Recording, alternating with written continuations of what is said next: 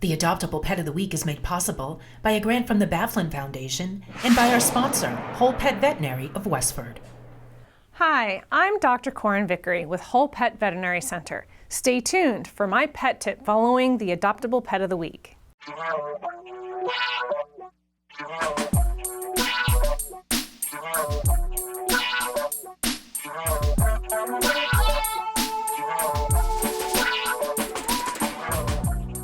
Hi, it's Patty Stalker here from WestfordCAT, doing a Zoom recording from my home with Crystal Arnott, who's the Marketing and Fundraising Manager for the Lowell Humane Society. And we are featuring our Adoptable Pet of the Week segment. And this is, Crystal, how are you, by the way? I'm good, thank you so much. Okay, good. So who's this guy? This is Chuppi, and Chuppi is a 10-year-old domestic shorthair looking for a home.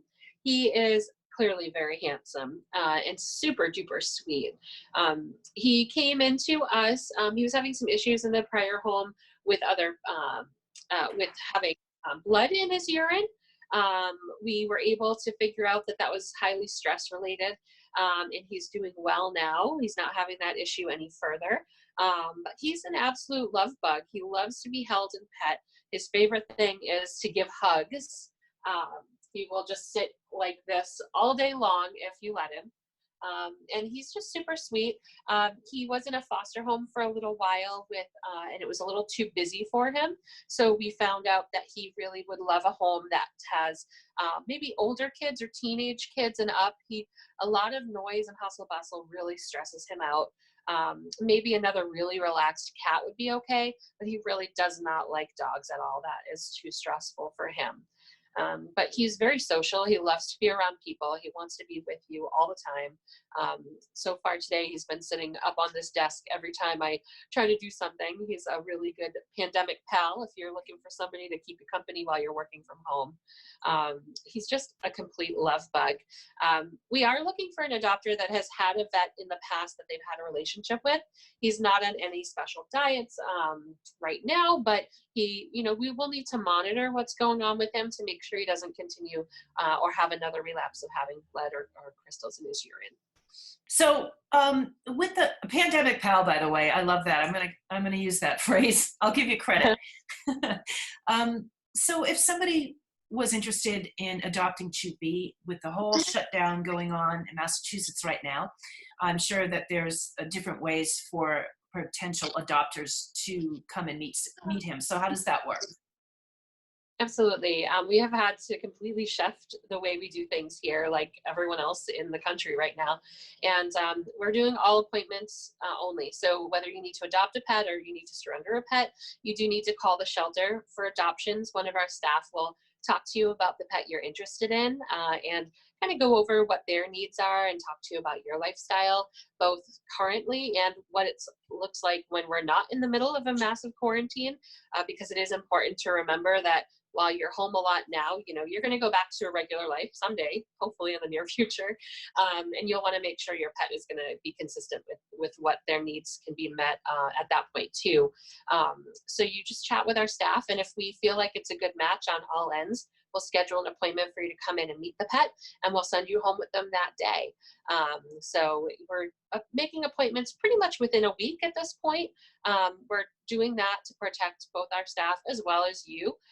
We want our adopters to feel safe coming into the building. So, we are wearing protective gear. We're asking all visitors to the shelter to wear protective gear, and we're limiting, one visitor to the shelter at a time to meet prospective adoptive pets, to be able to really limit the interactions here. And we're also cleaning up after the people move through. So, we sterilize and everything before they leave. So. Sounds like you have a real good system going there. That's great. I think Chuppi says it's time to go. He's like, hi, extreme close up. He's got nice neck fur. All right, Crystal. So that sounds great. How's the response been? Have people been coming through? It's been great. Yeah. We've had plenty of adoptions, go home over the past couple of weeks. We kind of took a week off to game plan and come up with exactly how we could manage things. But it's working out fantastic, and we're finding new homes for pets, which was something we feared. We thought they might be sitting a long time waiting, but there are so many families out there looking to find a new pandemic pal that, it's working out great. So Wonderful.